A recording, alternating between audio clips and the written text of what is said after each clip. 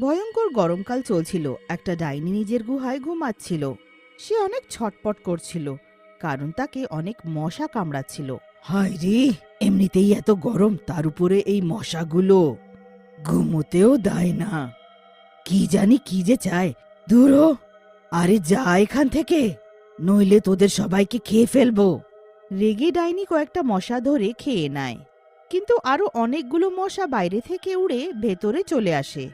এবার অনেক হয়েছে, এতগুলো মশা থেকে পার পাওয়া এমন সহজ নয়। যতগুলো মারছি ততগুলো চলে আসছে। এবার আমি কি যে করি এদের। ডাইনি আবার ঘুমানোর চেষ্টা করে, কিন্তু মশাগুলো বারবার তার কানের কাছে এসে গুনগুন করে যাচ্ছিল।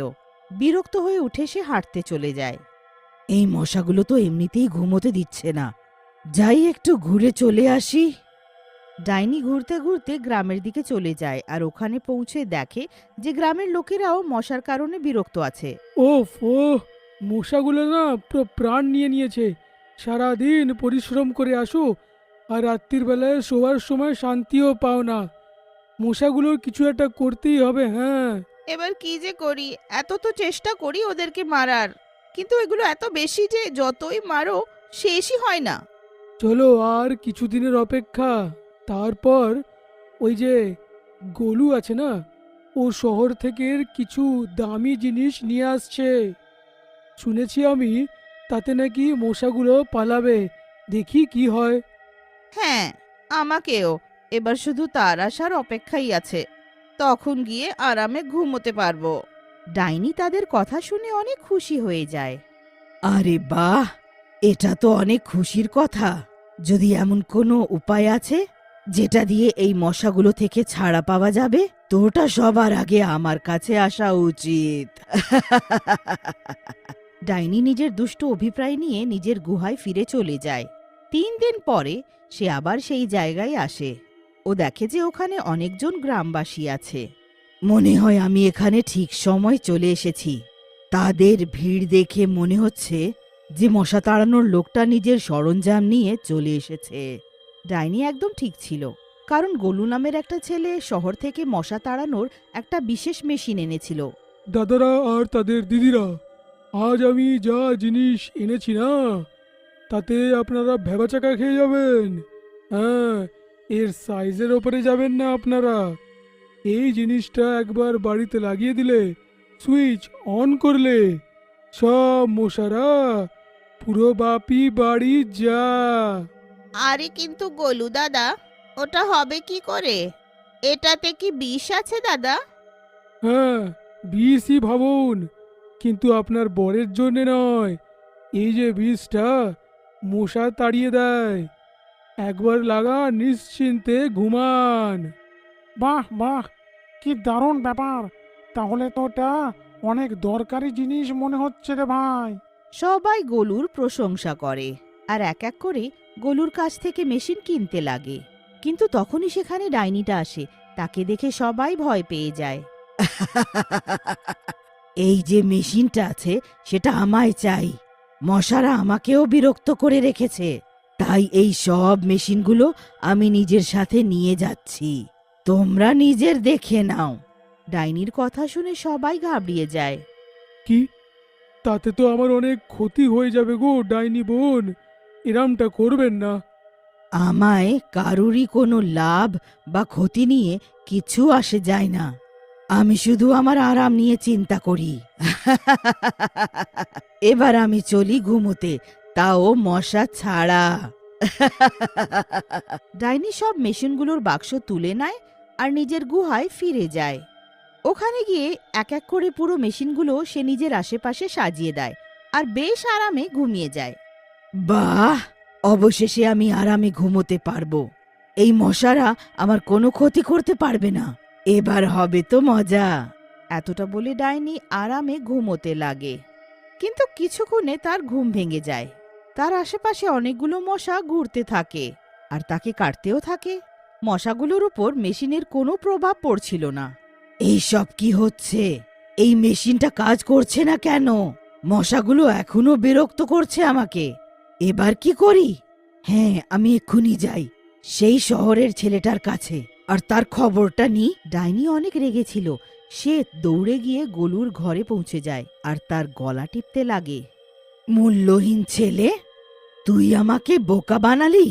তোর এই মেশিনটা আবর্জনা, কোনো কাজের নেই, একটা মশাও যায়নি। কিছুক্ষণ ডাইনি গোলুর গলা ছাড়ে না, কিন্তু যখন তার দম বন্ধ হতে লাগে আর সে বাঁচাও বাঁচাও করে চিৎকার করে, তখন ডাইনি তাকে উড়িয়ে দূরে ফেলে দেয়। কি আমি এমন কি করেছি যে তুমি আমাকে এইভাবে মারতে চাইছো? এক্ষুনি তো বললাম তোকে, তোর মশা তাড়ানোর একটা মেশিনও ঠিকভাবে কাজ করছে না। কি? না না, এটা কোনোদিনও সম্ভব নয়, আমি মানতে পারি না। আচ্ছা আচ্ছা, তো তোর কি মনে হয় আমি নিজের ঘর থেকে এত দূরে এখানে তোর কাছে ইয়ার্কি মারতে এসেছি? তোকে আমি কাঁচা খেয়ে ফেলবো। তুই আমার সাথে ফাজ করলি, একটা ডাইনির সাথে প্রতারণা। না না, থেমে যাও। শোনো, তুমি আমাকে বলো যে তুমি থাকোটা কোথায়, আর তুমি যেখানে থাকো সেখানে তোমার থাকার বাড়িটা কোথায়, তোমার রুমটা কত বড়? আমি কি ফ্ল্যাটে থাকবো, বোকা লোক? আমি জঙ্গলের একটা গুহায় থাকি। ব্যাস, এটাই হচ্ছে আসল গল্প। ব্যাপারটা হলো তুমি একটা গুহায় থাকো, বুঝলে? আর এটার কাজ করার জন্যে একটা ঘর চাই, যার পুরো দরজা বন্ধ চাই। তুমি যেখানে থাকো সেখানে অনেক লক্ষ লক্ষ মশা আছে। তারপর আবার জঙ্গল থেকেও মশাগুলো চলে আসে। তাহলে তুমি আমাকে বলো না যে এটা কাজ করবে কি করে? তোমায় তো ঘরটা চেঞ্জ করতে হবে। ও আচ্ছা, তো এই ব্যাপার। এবার আমি কি করি? মশাগুলো আমাকে অনেক বিরক্ত করে রেখেছে, আমার অনেক রাগ হচ্ছে। ডাইনির কথা শুনে গোলু অনেক ভয় পেয়ে যায়। আরে না না, আমাকে মেরো না। আমি আমি আমি তোমার অনেক কাজে লাগবো। কোনো কাজের নেই, এই পুচকে মশাগুলো থেকে তো ছাড়া দেওয়াতে পারছে না। বেশ হলো কাজের জিনিস। শোনো, তুমি এখন নিজের গুহায় ফিরে যাও আর আমার ওপরে ছেড়ে দাও। আমি দেখছি তোমার যে সমস্যা তার সমাধান, হ্যাঁ, সেটা আমার কাছে আছে। কিন্তু এবার আমি আসি, তোমার সমাধান নিয়ে আসব। আচ্ছা, তুমি শোনো, আমার আসতে কিন্তু একটু দেরি হবে। হ্যাঁ, এটাও ঠিক। ঠিক আছে, যা, কিন্তু তাড়াতাড়ি ফিরে আসিস, কারণ তুই ফিরতে যত দেরি করবি ততই এই মশারা আমাকে কামড়াবে আর তত বেশি আমার রাগ হবে। এতটা বলে গোলু কোথাও চলে যায় আর ডাইনি ওখানে গোলুর ঘরের বাইরে বসে তার ফেরার অপেক্ষা করতে লাগে। ডাইনিকে এখনো অনেক মশা কামড়াতে থাকে আর এই কারণে সে রেগে থাকে। ওফো, কোথাও যাই না কেন, গ্রামের কোনো কোনায় চলে যাই না কেন, এই মশাগুলো তো কমই হচ্ছে না। এবার দেখি এই গোলু এই মশাগুলোর এমন কি চিকিৎসা নিয়ে আসে। কিছুক্ষণে গোলু নিজের হাতে একটা মশারি নিয়ে ফিরে আসে। তুই ফিরে এলি? আমি ভাবলাম তুই ফিরে আসবি না। আর এটা কি আছে তোর হাতে? এটা এটা হলো তোমার সব সমস্যার সমাধান। এটাকে মশারি বলে, বুঝলে? এটা একবার লাগিয়ে দিলে তোমার কোনো সমস্যা হবে না। যত মশা তোমায় কামড়ানো তো দূরের কথা, তোমার আশেপাশেও ঘুরবে না আর। একবার লাগাও আর নিশ্চিন্তে ঘুমাও। বাহ, তোর কাজ আর তোর পরিশ্রম আমার পছন্দ হলো। এই প্রথম কোনো মানুষ আমাকে এত খুশি করেছে। কি যে ব্যাপার, শাবাশ। এবার ডাইনি গোলুকে নিয়ে নিজের গুহায় চলে যায় আর দুজনে মিলে গুহায় মশারিটা লাগিয়ে দেয়। ডাইনি আরামে নিজের মশারির ভেতরে গিয়ে শুয়ে পড়ে আর অনেক খুশি হয়। বাহ, এখানে তো কোনো মশা ঢুকতে পারছে না। কতদিন পর এত শান্তি পেয়েছি আমি। ডাইনি গোলুকে তার পুরো মেশিনগুলো ফিরিয়ে দেয় আর তারপর গোলু ওখান থেকে চলে যায়। ডাইনিও মশাগুলো থেকে ছাড়া পেয়ে যায়।